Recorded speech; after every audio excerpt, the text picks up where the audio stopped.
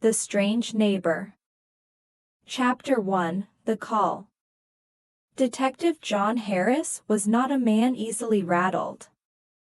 Years on the force had given him a tough exterior, the kind that could weather even the most gruesome of crime scenes.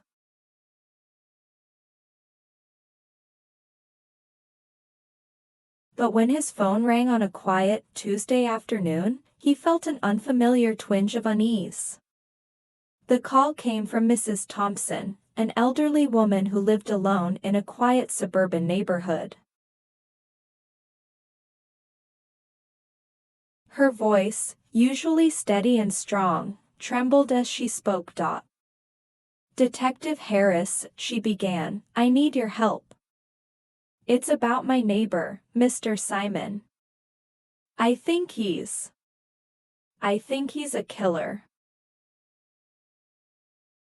John had dealt with all sorts of cases, from petty thefts to murders, but the way Mrs. Thompson spoke about her neighbor sent a chill down his spine.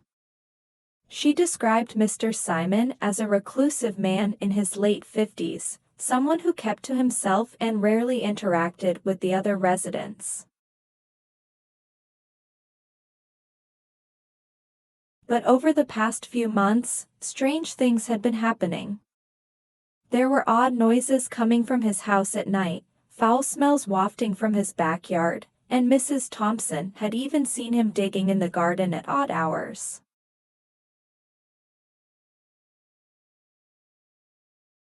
"I know it sounds crazy, but I can't shake the feeling that something is terribly wrong," Mrs. Thompson insisted.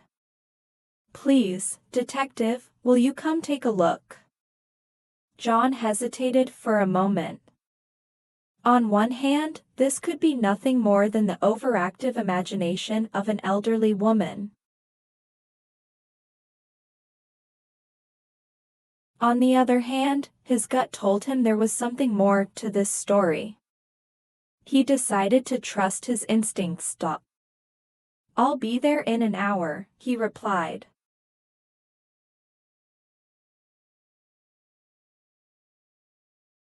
Chapter 2: The Neighborhood.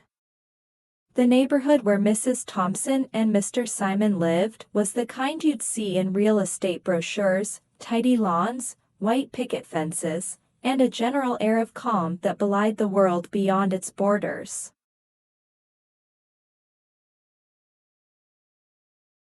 As John drove through the streets, he couldn't help but notice how quiet everything was. Too quiet. He pulled up to Mrs. Thompson's house and knocked on the door. The old woman answered almost immediately, as if she'd been waiting by the door.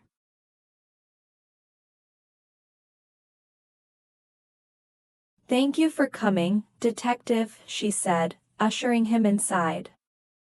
"I know how this must sound, but I just couldn't stay quiet any longer." John nodded, taking in the meticulously clean living room, the neatly arranged photos on the walls, and the faint scent of lavender in the air.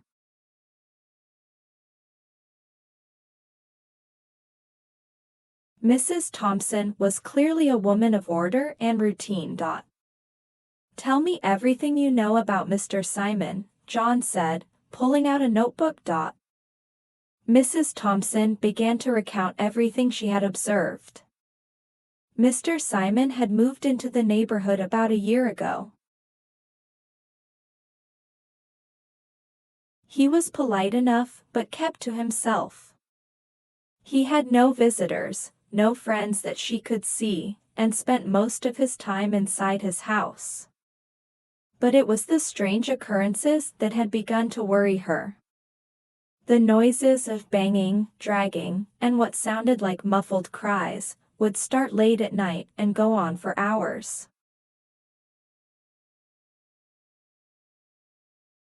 The smells, something akin to rotting flesh, seemed to come and go, and then there were the holes he dug in the garden. "I don't know what he's doing over there," Mrs. Thompson said, her voice shaking, "but it can't be anything good."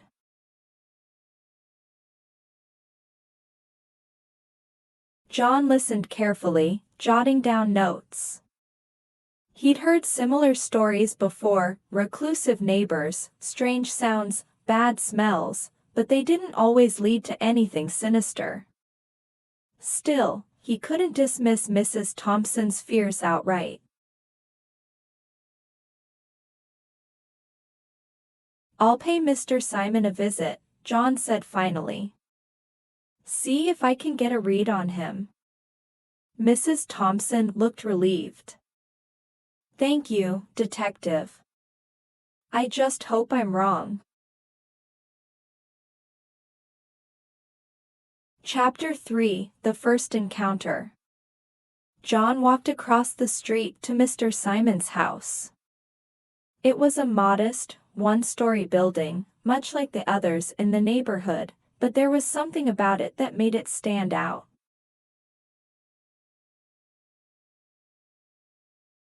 The windows were shut tight, the blinds drawn, and the front yard, while not overgrown, had a slightly unkempt look to it. He knocked on the door and waited. For a moment, there was no response, but then he heard footsteps approaching. The door creaked open, and a man in his late 50s stood before him.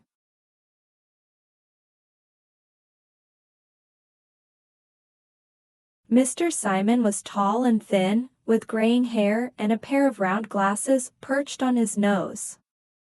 He looked at John with a mixture of curiosity and suspicion.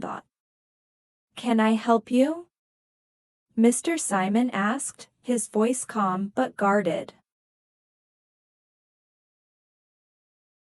"Good afternoon, Mr. Simon. My name is Detective John Harris. I'm investigating a few things in the neighborhood and was hoping to ask you a couple of questions." Mr. Simon's eyes narrowed slightly. "Questions? About what?"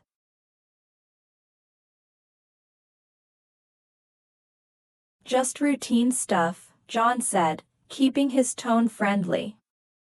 "I've been hearing about some unusual activity in the area, and I wanted to see if you might have noticed anything out of the ordinary." Mr. Simon seemed to relax a little.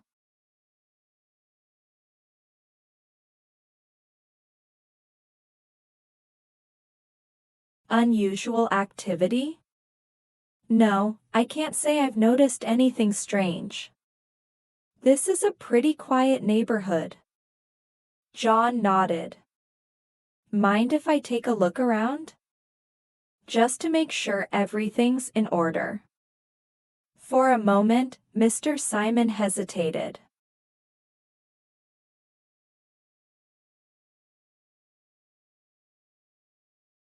John could see the wheels turning in his head, weighing the options. Finally, he stepped aside. "Sure, go ahead." John stepped inside the house.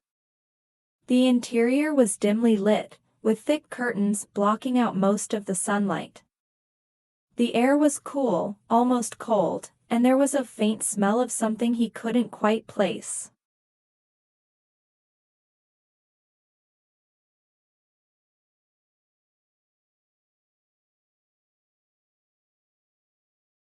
The living room was sparsely furnished, with a couch, a coffee table, and a few bookshelves. Everything was neat and tidy, but there was a sense of sterility to the place, as if it wasn't really lived in. "Do you live alone, Mr. Simon?" John asked as he scanned the room.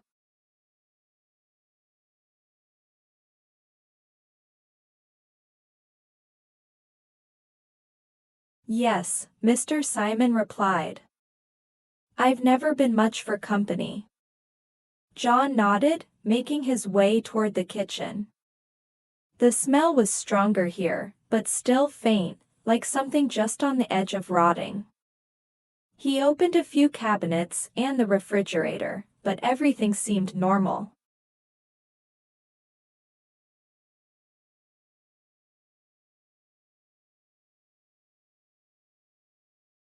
"Do you do much gardening?" John asked casually as he peeked out the kitchen window at the backyard. Yes, it's a hobby of mine, Mr. Simon said, standing in the doorway. Helps me relax. John looked out at the garden.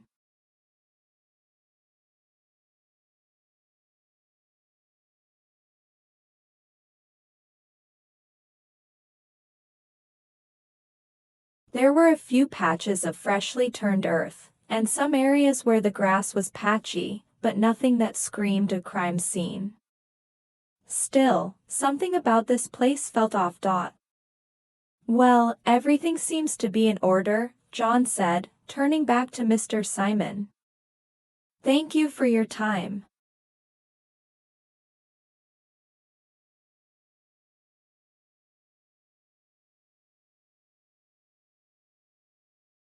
Mr. Simon nodded. Of course. If you have any more questions, feel free to ask. As John left the house, he couldn't shake the feeling that something was wrong. Mr. Simon had been cooperative, but there was a guardedness to him, a sense that he was hiding something. And that smell. John couldn't get it out of his head.